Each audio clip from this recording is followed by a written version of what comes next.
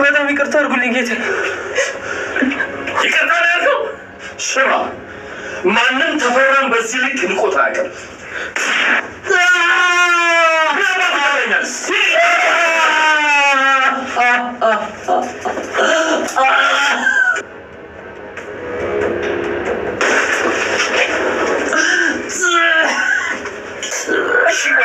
አንተ ምን አባህ ነው ማድረግ? ምን አባህ ነው ማድረግ?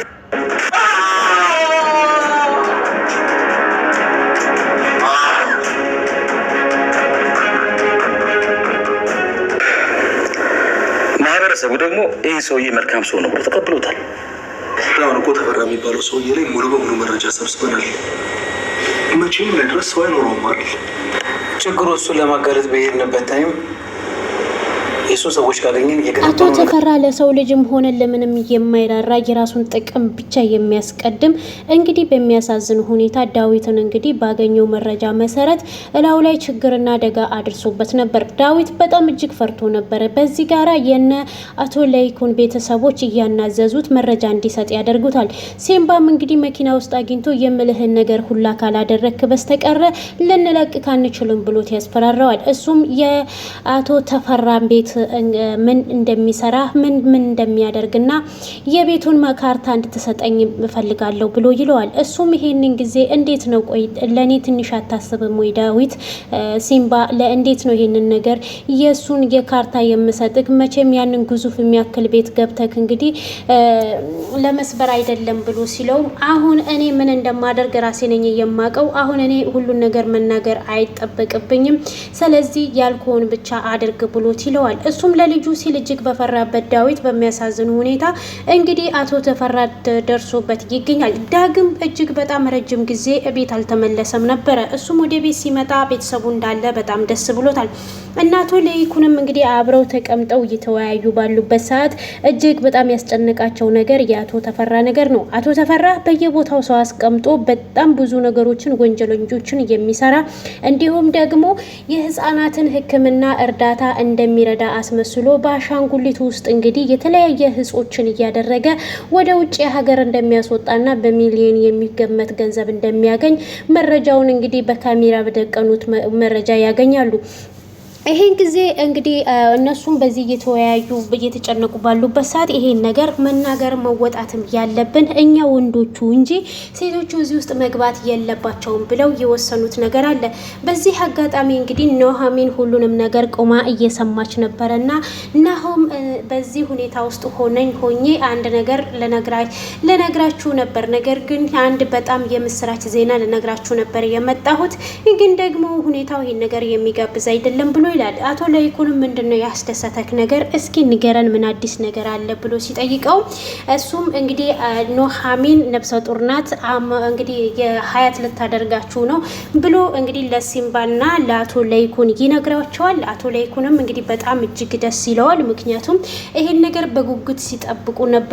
አቶ እንግዲህ ናሆምም ይሄን ነገር ኑሃሚን መስማት የለባትም ብሎ እንግዲህ እየተናገረ ባለበት ሰዓት እሷም ያላችሁትን እንዳለ ሰምቻለሁ፣ ምንድነው የተፈጠረው? ከዚህ ከሰውዬ አረመኔ ሰውዬ ጋራ ምንድነው የሚያገናኛችሁ? እውነት እንደ ቤተሰብ የምታዩን ከሆነ ይሄን ነገር ንገሩኝ፣ ማወቅ ፈልጋለሁ ትላለች። እንግዲህ እነሱም ደግሞ ይሄ የወንዶች ጉዳይ ነው፣ እናንተ ሴቶቹን አይመለከትም። ስለዚህ ምንም ነገር አንቺን የሚያሳስብሽና የሚያስጨንቅሽ ነገር የለም፣ ዋናው አንቺ ነፍሰ ጡር መሆንሽ ነው ብለዋት ይሏታል። እሷም እንግዲህ አሁን ናሆም ክላሴ እጠብቅ ካለው አንተን ለብቻክ ማናገር እፈልጋለሁ ብላ ስትለውም እሱም እንግዲህ እናንተ ተጫወቱ፣ እኔ ደግሞ እሷን አናግሬያት እመጣለሁ ብሎ ወደ ክላስ ይሄዳል። በዚህ ጊዜ ኑሃሚንም እጅግ የተጨነቀችበት ከአቶ ተፈራ ጋራ ምንድነው ያገናኛችሁ? ይሄ አረመኔ ሰውዬ ቤተሰቦቻችንንም እኛንም ችግር ላይ ይጥላል። ስለዚህ ለምንድነው አርፋችሁ የማትቀመጡት ብሎ ብላ ስትጠይቅም አይተሽ እኛ እንዴት ነው አርፈን የምንቀመጠው? ምክንያቱም ይሄ ሰውዬ እኮ በጣም እጁ ረጅም ነው። አቤት ድረስ እንኳን መጥቶ አባትሽን ምን እንዳደረገው ተመልክተሻል። ሆስፒታልም ደግሞ በጭማሬ ሌላ ሰው ልኮ ምን አይነት ችግርና አደጋ እንደተፈጠረ አይተሻል። ስለዚህ ይሄን ሰውዬ የምንታገስበት ነገር የለም ብሎ ይላታል። እሷም እንግዲህ በዚህ ነገር ላይ ያው ስጋቷ ምክንያቱም ልጄ አንተ እኮ አሁን የልጅ አባት ነክ እኔ ልጄ ብቻ ማሳደግ አልፈልግም እና አንተ ማጣት አልፈልግም እያለች እንግዲህ ስጋቷን ትገልጽለታለች። እሱ ደግሞ ምንም እንደማይሆን ይነግራታል። ኢቭን ማለዳ ተነስታም እንኳን እሱ ከአጠገቧ ስታጣው እጅግ በጣም ነው የምትጨነቀው። ዳግም በዚህን ጊዜ እንግዲህ ማታ ከስንት ጊዜ በኋላ ከጠፋበት በኋላ ሲመለስ ዳጊ የት ነበርክ? ምን ሆነህ ነው የጠፋከው? ብሎ አባትየውም ደስ ብሎ ጥምጥም ብሎ ይስመዋል። እሱም እንግዲህ እንዴ ልጅ አንተ እንኳን አልመስላልከኝ ምን ሆነህ ነው ብሎ ሲለውም እሱም እንግዲህ አንዳንድ ነገሮችን ውጪ እያደረገ ስለነበረና አባቴ አንተ ደግሞ እዚህ በጣም ተመችቶካል ብሎ ይለዋል። እሱም እንግዲህ እንደ ስስትር ማንነቴን እየቀያየርኩኝ እንግዲህ ይሄ እውነት እስከሚወጣ እንደዚህ ነው እየኖርኩ ያለው፣ ስለመምቾት ነው የምታወራው፣ አሁን እኮ አሳሳቢ ነገር ላይ ነን ያለ ነው ብሎ ይለዋል። እሱም እንግዲህ በተቻለ መጠን ነገሮችን እያጣራ ያለና ዳግም ውጪ ካደረገው ይልቅ እዚህ ከያዙት መረጃ በጣም ከፍተኛ ነበረ። እናም ዳግምም የእውነትም ብዙ ነገር አመልጦኛል ማለት ነው፣ እኔ ካለውበት እናንተ 10 እጅ ሄዳችኋል ብሎ ይለዋል። እንግዲህ አቶ ተፈራ ያደረጋቸውን በሞላ ቪዲዮዎቹን እያሳዩትና መረጃዎችን አንዳንድ ነገሩን እያደረጉ ነበረ። ነገር ግን እነሱ እንዴት አቶ ተፈራ ቤት እንገባለን የሚለው ነው አቶ ለይኩን የያዙት እንትን።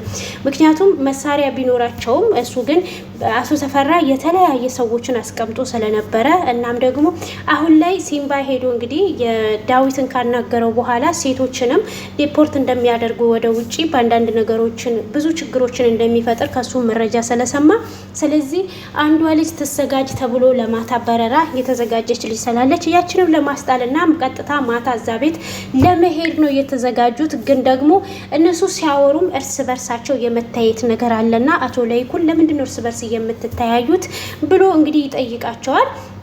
እንግዲህ ዳግምም አሁን እናንተ መቼም አቶ ተፈራ ቤት ልንገባ ነው እንዳትሉኝ፣ እዚህ ተንኮለኛ ሰውዬ ቤት እንዴት ነው የምትገቡት ብሎ ሲል ማንነታቸውን ቀይረው ከሌላ ሰዎች ጋር ከሌላ ሰዎች የሰበሰቡት መሳሪያ አለ፣ ስለዚህ ያንን መሳሪያ አጠቃቀሙን መቼም አላውቀውም ትለኛለክ ብዬ አላምንም ብሎ ይለዋል ዳግም። ናሆም እሱም በዚህ ይስማማል። ናሆምም እንግዲህ በዚህ መካከል ላይ ለዳጊ እንግዲህ አጎት እንዳደረገችው ኑሐሚን ይነግረዋል። በጣም ይደሰትና የእውነት ይሄ የሰማሁት ነገር እውነት ነው ወይ ብሎ ሲጠይቅም አዎ እውነት ነው፣ አንተ አጎት ልትሆን ነው ብለው ይሉታል።